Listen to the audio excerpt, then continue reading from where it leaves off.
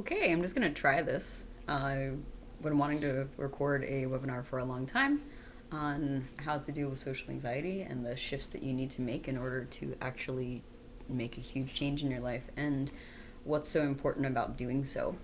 Um, I do want to kind of get right into it. I see this as a problem that I need to help solve in the world because I see how much it costs people. I see the pain that it creates, and it's so fully permeated through our society that there's so many memes that go on about accepting social anxiety as a thing. The way that people act around each other is this really like high tension, um, unhealthy energy where everybody's just complaining to each other. They're bonding over things that nobody's actually really interested in, and people don't get down into a place of actually connecting with one another, and whether or not that is some vast conspiracy theory that is keeping us apart from each other so that we'll keep buying more Doritos or something, or it's just the way things are. It's a huge problem, and the more that I see people um, selling themselves short because they get passed over for um, job opportunities, and we'll talk a little bit more about that later, or stop themselves from really being everything that they can be.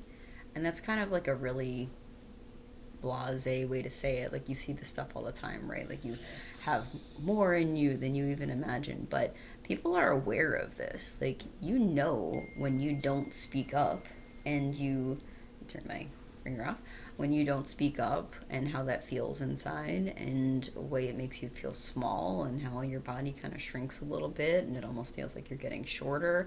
Or you've probably been in a room where you feel like you are surrounded by people but you feel alone, and what that feels like. It almost feels more lonely, which maybe causes you to not even bother to go out most of the time, and so you stay in your house, or you constantly look for connection through sources that are never going to really fulfill it, like scrolling through your Instagram for hours on end, or looking through Facebook, which tends to be this just like cesspool of more complaining and people bonding over stuff that they're angry about instead of bonding over things that actually help uplift the rest of the planet. You don't have to be like an environmentalist to notice the way that humans are feeling and acting, and the way it's kind of showing up in the marketing that's given to you. If you sit and watch commercials at all these days, all they do is tell you that you are sick and powerless and you need help from the outside. And what I know to be true is that people can and do overcome social anxiety by looking at themselves and figuring out what exactly the things are that they need to change in order to live the lives that they actually want to have. Like, so if you are somebody that wants to be able to have deep connections with people, or even just deeper than you currently have now, if you want to have a conversation that actually makes you think and feels meaningful to you on a regular basis, if you want to go out and make friends and build a support network of people that feel good to you and feel in line with what you're feeling, and like you're not having to twist yourself or shape yourself into some kind of awkward positioning, or like you're in an airplane seat just trying to get comfortable and pretending that everything is all right. If you want to have friends that actually make you feel more connected to yourself and feel like a supportive group that you can count on, and that you feel like you contribute to, and you feel connected to, because you know that there is a shared love or shared values, or um, any kind of sense that this group of people is not going to go away, and that they are a healthy additive to your life. If you want to be able to have conversations at work that actually are about the things that you know you need to speak about to better your positioning in the company or place that you work at, if you want to be able to ask people out on a date, or have a better relationship with your husband or your wife, whatever, communication and overcoming your anxiety in social situations doesn't mean necessarily I'm going to a party and I don't like what's going on, or I avoid going to parties. Like, you may think that social anxiety is just this big picture, like well, I'm not going to be speaking in front of a large audience soon, so I don't have to deal with this. This stuff shows up as you feeling alone in your apartment with your roommate. This shows up as you not speaking up for yourself at work, like I mentioned. It shows up as having one or two close personal friends that maybe you feel safe with, but even them, it feels shaky sometimes. You don't always feel yourself, and you feel like you have this generalizing anxious feeling every time you're around somebody else, even if you feel like you're okay by yourself doing your own thing and you can't convince yourself you don't need anybody. We are social creatures that need support from each other. We're not supposed to be alone. So this webinar is going to be about the shifts you need to make in order to change all that, to get to that dream life where you actually are connected and participatory in a community that's of people, filled with people that you want to be around. Okay, so if that sounds good to you, I want you to keep watching. So let's all just take a deep breath together first.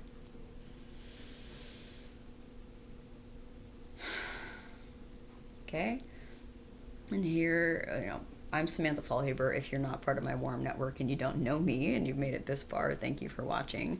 I do Brazilian Jiu-Jitsu. That's why I'm wearing a weird-looking shirt. That's a rash guard because I just wanted to do this video while I was feeling really passionate about it. I think I have a stick in my hair because I was just wandering in the woods. It's a leaf, but same difference. I grew up in New Jersey and then mostly in Maryland, and my family traveled around the country a bit, and I watched my family deal with social anxiety to a degree where my brother actually tried to kill himself. So I've been exposed to some extremes here. My father is depressed. He took care of my mom for a long time over a period of illness before she passed back in 2012. Thank you for your sympathy. And I realized the more I dug into my own holistic practices based in Thai massage and personal training and coaching people at the gym and just being an observer of social interactions and a participant in both managing and creating them for myself over the years, and my own experiences back in my 20s when I really held myself back from speaking up for what I wanted, and I suffered for it. It was extremely self-judgmental and probably missed out on a lot of opportunities and a lot of places that I could have connected deeply with people that I can think of just off the top of my head, versus now where I saw what not being able to speak up for what you wanted and not being able to connect to other people did to the closest members of my family. And I saw what it was doing for myself, and I took it upon myself to spend my entire life since realizing that, studying what it's like to be happy and fulfilled around other people. And really what that means is being happy and fulfilled in yourself, and we'll talk a little bit about that as well. So now I spend my time helping and connecting people to themselves and to the world around them in a way that feels healthy and organic to them, and make sure that it puts them first. And that's what I want to do for you right now, okay? So if you have any questions, you can find me on Instagram at Samantha Lifts You Up, all one word, no underscores or anything like that. And I'll put more contact information at the end and the kind of things that I offer if this webinar is not enough for you. So the first shift, okay? The first shift that you need to make is that you can change.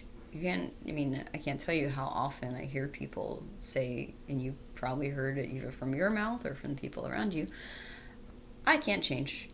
It also shows up as, this is just how I am.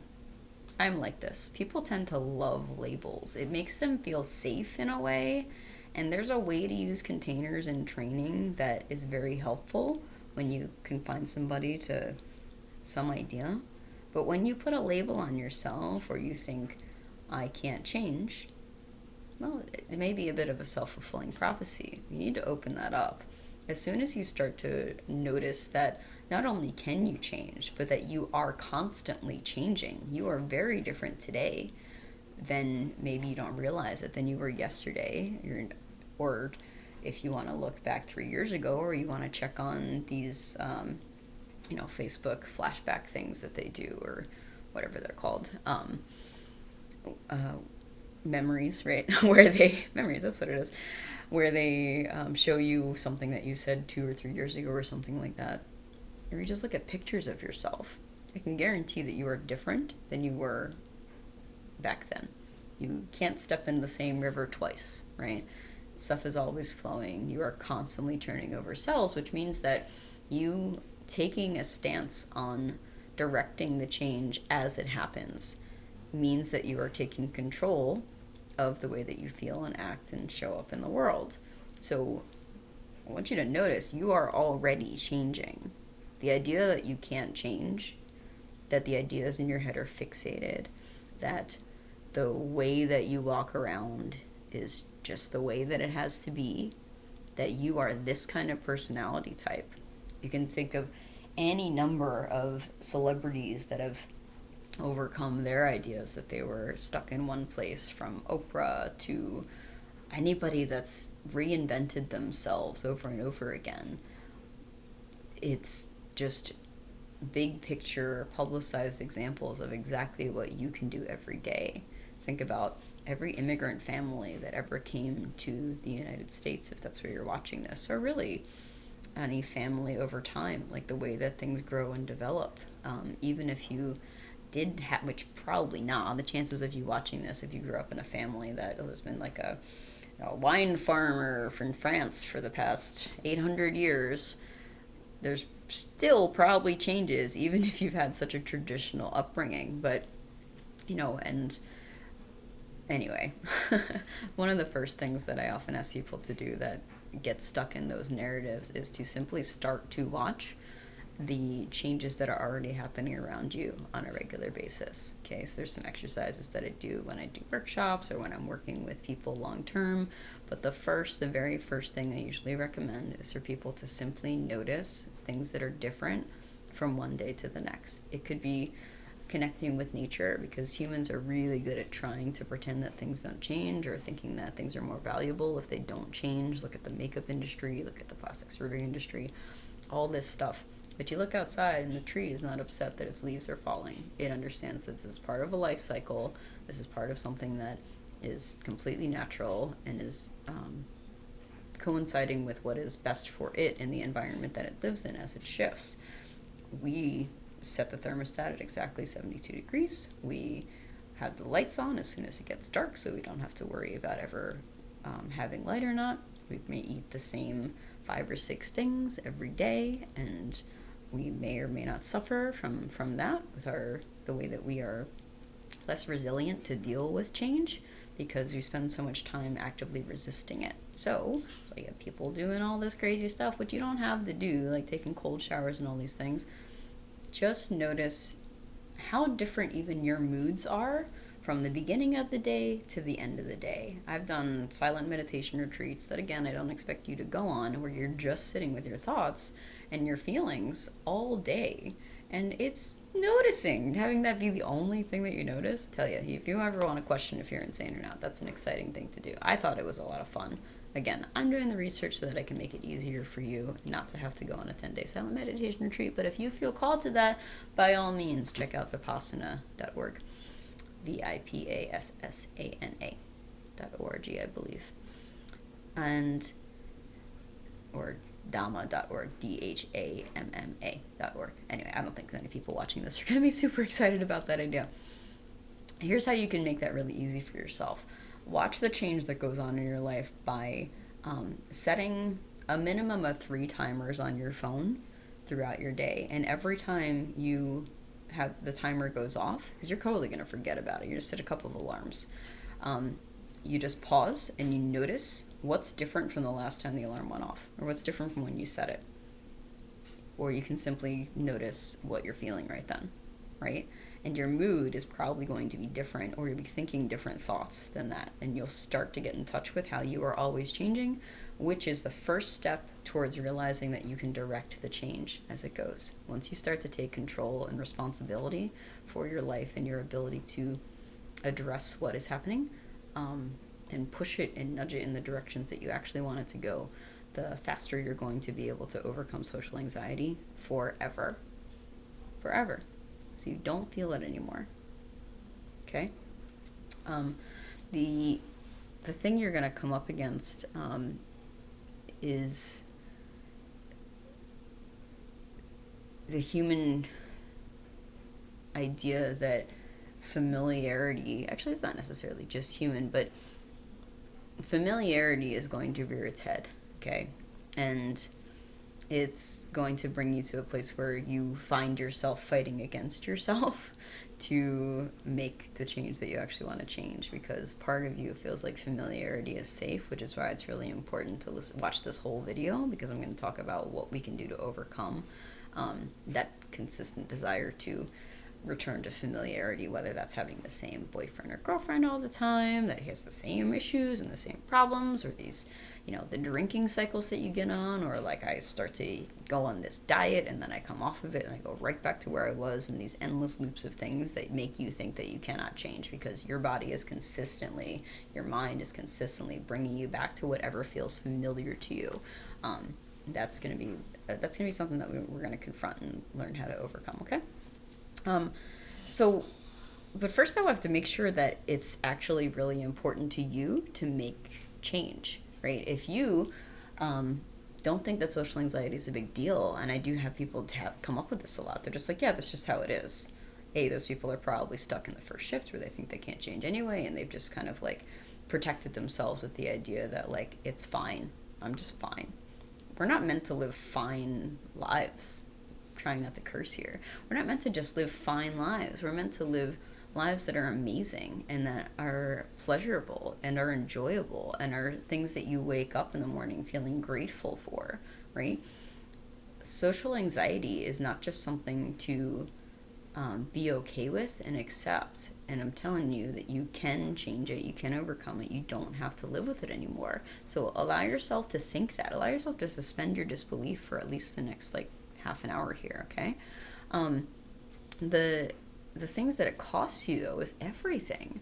If you simply accept that this is a thing that you're going to have in your life, you're going to miss out on connections everywhere. Let's think just your job alone, right? If I'm at work and I can't connect at all to my coworkers, or I don't feel like, or if I spend time wasting time agonizing over whether or not to send an email to someone, or I'm wondering, I don't want to go into the break room at this time because Susie and Bob are there and I don't feel comfortable around them, and so I'm just not going to do it, and now I'm going to be hungry, I'm going to eat at my desk, and I'm going to feel even more isolated. I'm going to compound these ideas that I have and make them more familiar, which means it's going to be harder to break out of these ruts.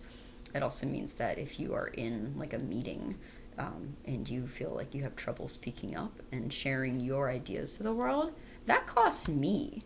That costs everybody around you. It costs you because you're not going to at least stand out. You're not going to make yourself known as someone that has great ideas to share, and I know that you do, about how to make things better. Both the inexperience in communicating effectively, which is something that I really drill into my clients, is going to mean that if you do have the tenacity and the bravery to speak up, if you're inexperienced at communicating effectively, you're going to say things in a way that may not be taken well. The meeting structure might not support, and that shoots yourself in the foot anyway, and then again confirms your belief. If you really think that you are awkward, you're going to figure out ways to confirm your own belief because it makes you feel better and makes you feel more familiar. But that social anxiety keeps you from getting promotions or putting yourself in line for pay raises, or really doing any things that are going to support you in moving up the corporate ladder, or whatever kind of business or whatever kind of thing you do to make money. If you can't connect to the people around you, there's a very good chance you are getting passed over. And I don't think that's fair to you or to the rest of the world for you to keep your ideas inside and not shine in all of the strengths that you have to offer. Okay? It hurts you in your personal life, because if you are single and you're looking for dating, you may go out and be unable to connect to people well. You may feel like you have nothing to offer, or you feel like nobody else has anything to offer because the two of you are sitting there staring at each other talking about bullshit that neither of you actually cares about and none of you knows how to break out of, right? because you're too scared to present yourself authentically because you're afraid that you might be weird or taken weirdly. So you just settle for kind of shitty dates where you're not really getting any connection at all. But at least you're there, you're with somebody. That's fine. Is that the kind of marriage that you want to have? Is that the kind of connection you want to have with somebody you might spend the rest of your life with? Settling is not something that inspires anybody to be better, and relationships are meant to be growth containers that support both of you in becoming even better versions of yourselves than you are. But if you're already going from this is how I am, I'm going to dumb myself the fuck down so that I can talk to this person in a way that feels safe to me, so they see you as that, and if they accept you as that, they're probably doing the same thing. You guys are kind of on the same vibe, even though you might get angry at each other and everything. But since you're not communicating, you end up with this kind of like disjointed thing, and it may end up blowing up, and the divorce rate is what, 60% now in the US, something like that. Relationships are not going well, and that's, again, is another place where social anxiety shows up, is if you can't even have meaningful, honest conversations with the people that you are in closest physical proximity to, and supposedly the closest emotional proximity to, probably means you're not connecting that great to the people around you. And even if you are doing the outside better, quote unquote, than you are the inside, that means that the outside is making your inside life seem even worse because you're not connecting here when you like feel like you're being seen in the outside world. So you need all of it, right? Your friendships, like, I've definitely talked to people that have never really had friendships they felt safe and supported in, and I'm so sorry, because I know what it feels like to have amazing friendships, and I don't know what I would do without them, and I'm never going to be without amazing friendships because I have a high value for myself and I love the people around me, and we all exist in this net where at least some of my friends, a lot of them, know that we can always just call each other up and support ourselves.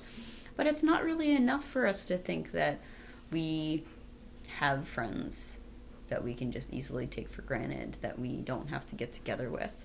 How many people say they have a bunch of friends and they never actually see them because they're focused on their shitty dating lives, or they're focused on their work projects and things, and you just never seem to have time to get together with your friends. And that's a matter of priority, but it's also a matter of how good your friendships feel that would inspire you to get people together even more. And if you're forcing it time after time because you don't really want to be there, you don't want to be a part of it, that's like one of these low-level social anxiety things that is actually a really high-level thing, because you need to feel a support network. We are meant to be a part of a group of people that make each other stronger. So social anxiety costs you, I can't even imagine how much money. Think of opportunities that you could have from networking with people, from friendships that you build, from meeting somebody at the coffee shop that you feel okay talking to. Like, it's, you can't even imagine how much money is being left on the table by people accepting that they feel awkward around people and that there's nothing they can do about it. So we got to stop that, okay? The third shift that we need to make is that it was not your idea to live a scary life. These negative feelings that you have, these negative emotions, these fears about dealing with other people, these are things that were taught to you, right? So there's a couple levels to that. I'll try to keep it brief. One is that you are essentially programmed by the behavior that you witnessed, the familiarity that I spoke about earlier in the first shift, about being able to change and the things that are kind of get in your way of trying to actually change. What is most familiar to you is what you were exposed to most when you were younger, and it's not just it's not what people said, although that will play a part. It's really the stuff that you witnessed. Excuse me. The way that your parents treated each other, the way that you were treated.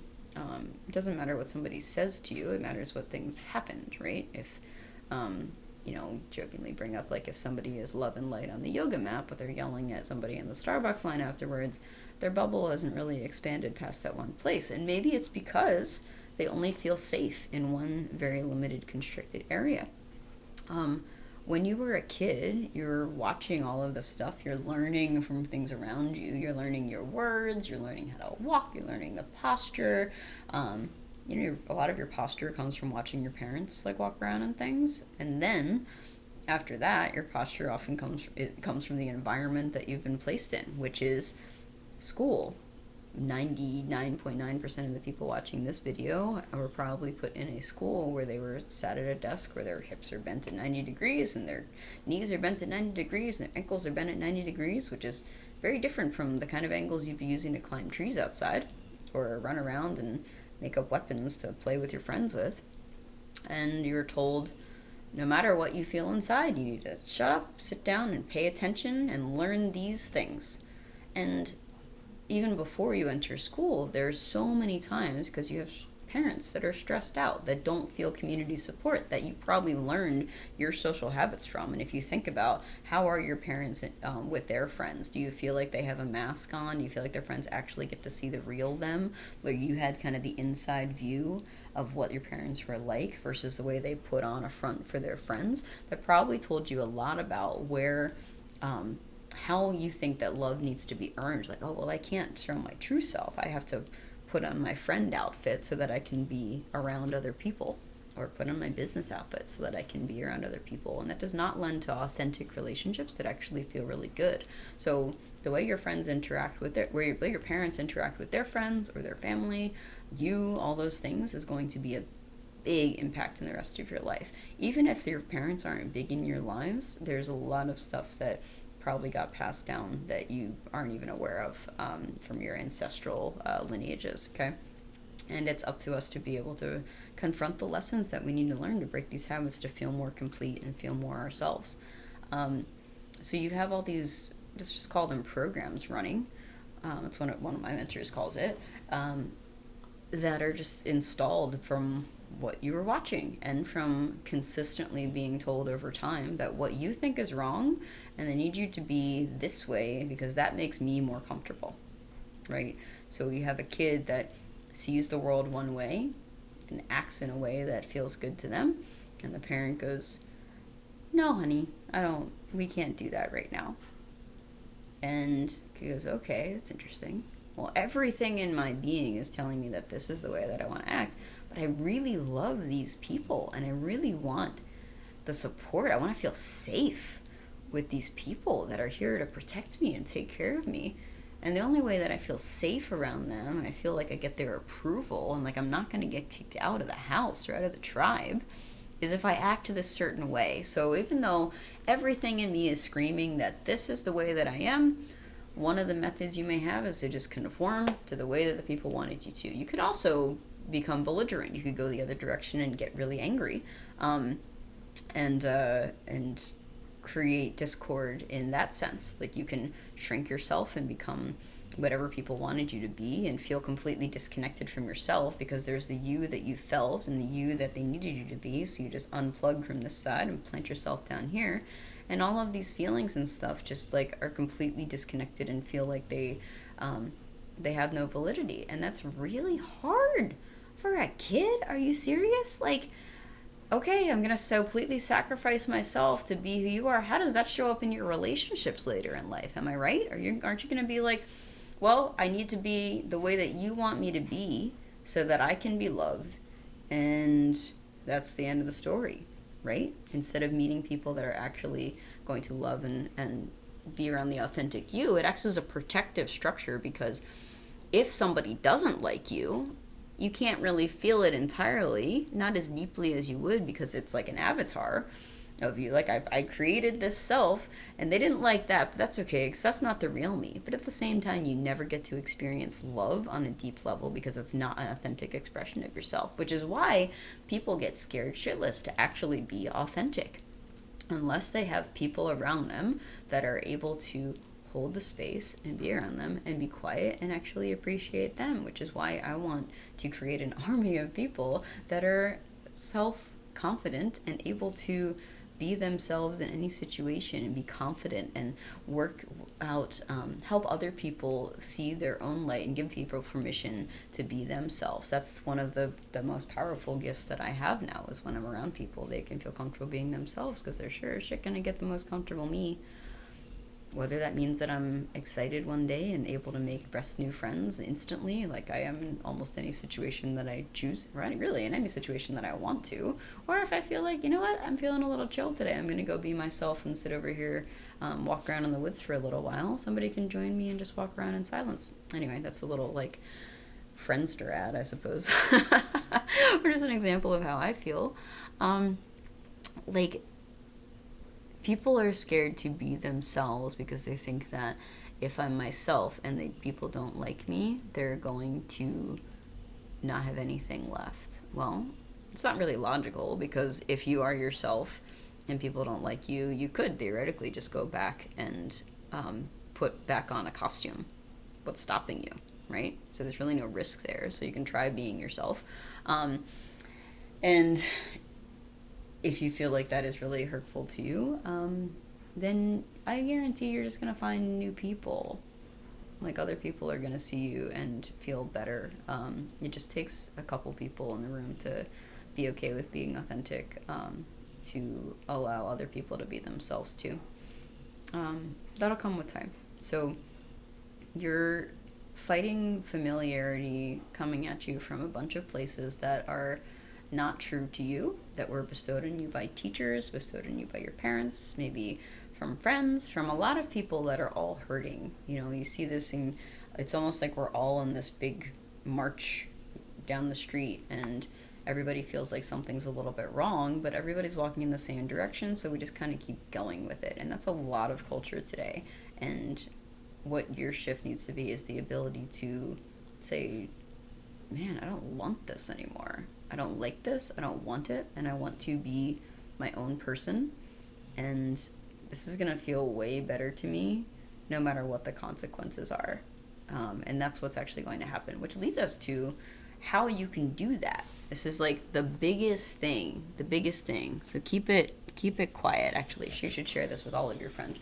So the big tool about how you can make all of this work, how you can be in a place where you overcome the familiarity sabotage quickly, relatively easily, how you can overcome programming, how you can do everything. And the thing to do is to take advantage of the fact that we are feeling, not thinking creatures, okay?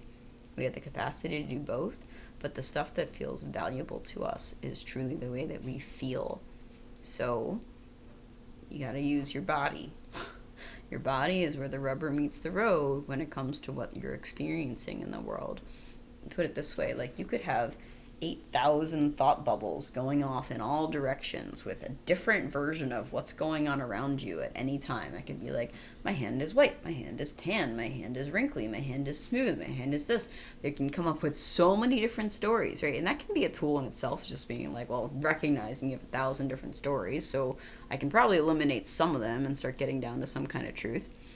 But you only have so many sensations going on in your body at the same time, and nobody can argue with you what you're actually feeling. Now, I know I just talked about how you've had your reality denied to you. Like, oh, you don't feel sad, buck up. You're a strong boy, you're a strong girl.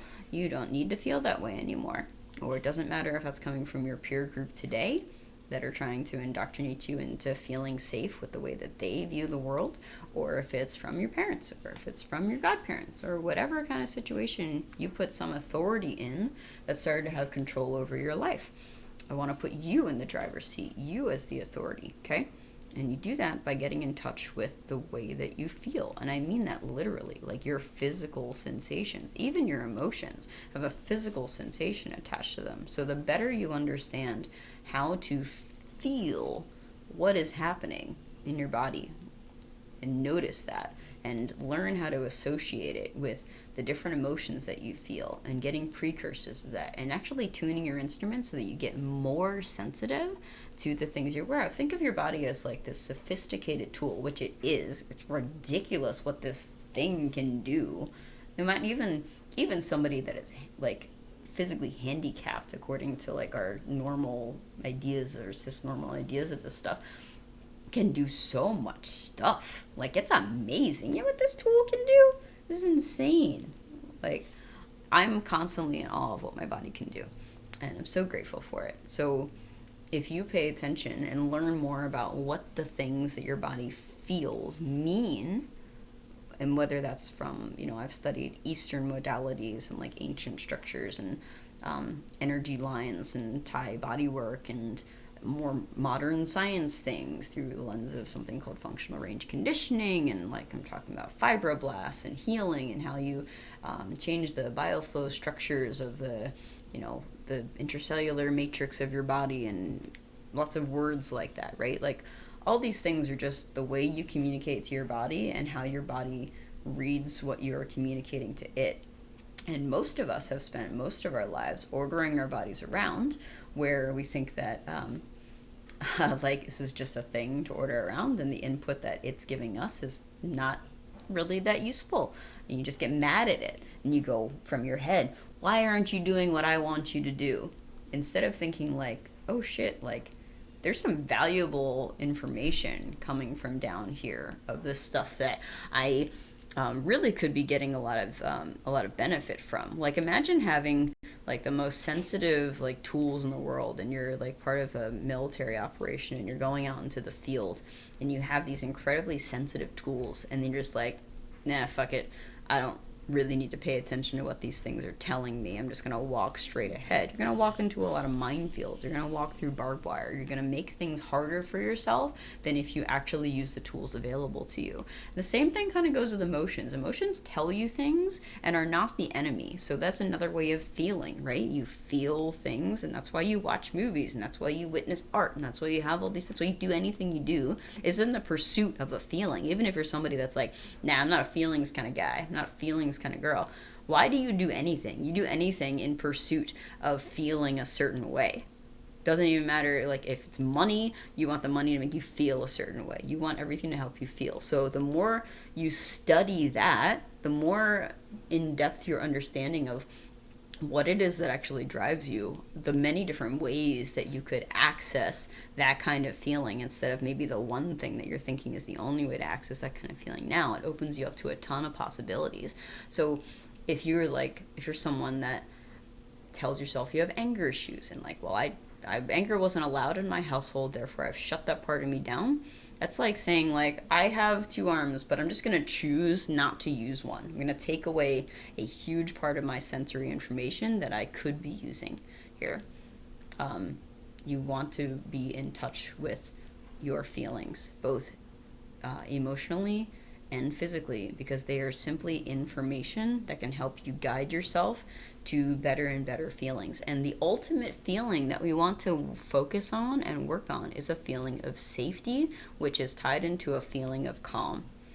So I used to teach that, like, oh, let's do what excites you, all these things. And I do think those are important, but the bottom line is things that excite you and calm you is going to be a winning combination. Like, okay, am I going to continue to do things that depress me? Not intentionally. Not if I think I can change, not if I know that familiarity is fighting me and I'm needing to make new things more familiar, things like being nice to myself, like saying something nice to myself every time I look in the mirror, or doing something along those lines. I'm going to need to like make something change there. Or if I'm going into like, I'm doing things that are really exciting, but then you get really disappointed because you have expectations and you have a craving attached to the things that you're really excited about. That can be when you get into these goal-oriented situations where you're like, I have to get this, and if I don't get this, I don't know what I'm going to do. Okay, what if you don't get that? That's not an option. Fine, maybe, but why not?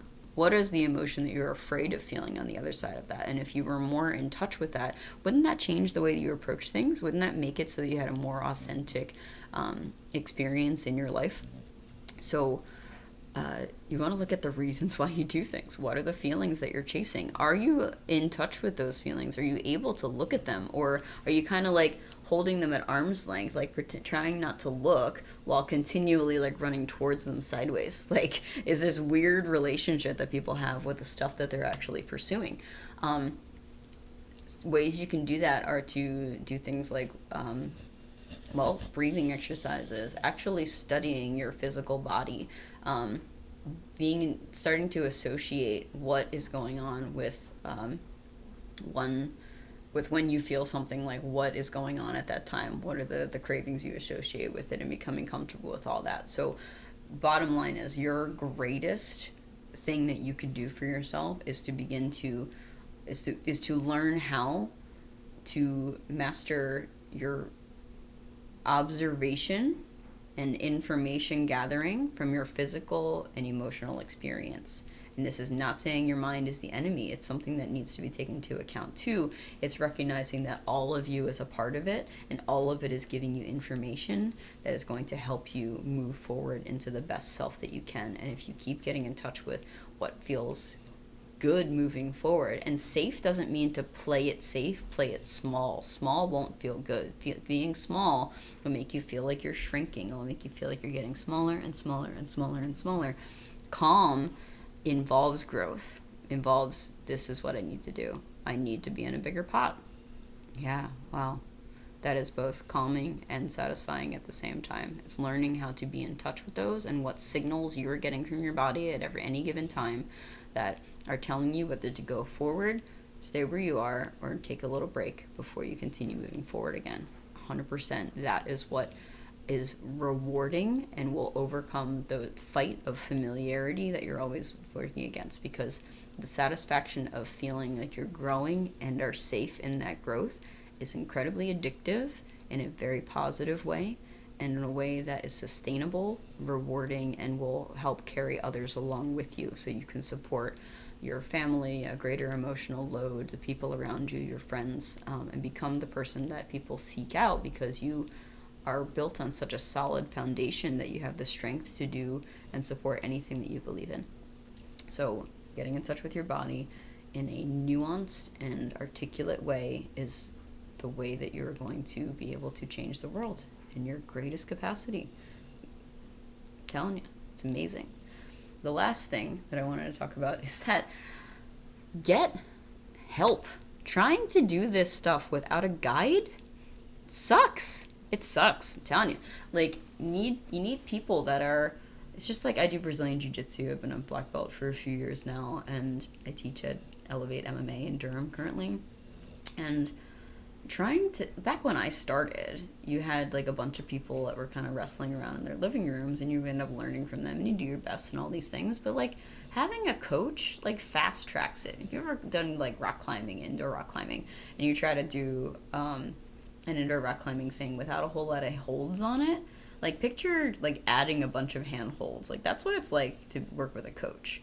It makes things much easier than you want to have. The reason I brought up the Brazilian Jiu-Jitsu analogy is like, whenever you're doing a competitive thing, could be tennis, could be whatever, ideally you want to have people that like you're better than, that you're helping by practicing with them, and they give you an opportunity to practice, right? You want to have people that feel like your peers, that you have a good, like, healthy competition with, but you really want to have people that are at least a few steps ahead of you, that are doing things that you want to be able to do, and care about teaching it and obsess about studying it. I want to learn from obsessed people. I think about that. Nothing goes through my brain that doesn't try to get translated in some way of how I can better other people's lives, including my own experiences, the things that I learn, the books that I read, the podcasts that I go. It's like, my obsession is how to help people feel comfortable and safe growing into their own bodies, right? If I'm looking for, it doesn't necessarily mean that I'm the best coach for you, but it means that I'm definitely the best coach for some people, right? So if you feel like you've been resonating with this stuff, please, like, get help from me, or if you jump on a call with me, and you can get a free one anytime on my schedule. I have a few openings every week. We can talk about what is going on with you and how you can access somebody in my network, or recommend you to somebody else that I trust, or some resources that I have, or invite you into one of my programs where I know you can make a huge, sophisticated change. Getting help is one of the bravest things that you can do. It's acknowledging and moving forward into an atmosphere that accepts that other people are here to help your highest good, which means that you're going to be that much better at helping other people because you know how to accept it. And so if you feel called to do anything about the way that you're feeling and you recognize what your social anxiety is costing you, you can do a cost analysis, do a journal writing after this of 5 minutes of, like 5 to 10 minutes of what are the opportunities I know I've missed out on in the past year or in my life, things that have jumped out at you, times you didn't ask somebody out, times that you've had, that you know you've held back in job interviews. What is it costing you to not deal with your social anxiety? What are you missing out on? What is that ideal social life that you would love to have that I can 100% get you to if we have a conversation and we find out that you are coachable, that you're willing to trust me, that you're willing to try things, and you're willing to get into some uncomfortable territory on your way to climbing this higher mountain. Or, you know, we're going to help you find somebody else. So you have nothing to lose. If you give me a call, you can go to my website at movewelldurham.com. MOVEWELLDURHAM.com, and or I'll put some notes on this if I put this up on YouTube. Just know that, like, I love you so much. I need you to be in partnership with us in the entire world as yourself, because that is the thing that makes you glow, that makes you the most productive person you can be, and most importantly is there for yourself so that you can be super strong, which will coincidentally also raise up the people around you that you love and that you want to be able to take care of. So if there's any question about whether or not you should do something about your social anxiety, please talk to me. If you know that you're ready to do something about it now, let's also talk, okay? Again, I love you. I want the best for you. I want what you want. And I know that what you want is to be connected to people. Is to feel connected to yourself while you're around people so you don't lose yourself and you don't lose control. I want you to have that. Okay?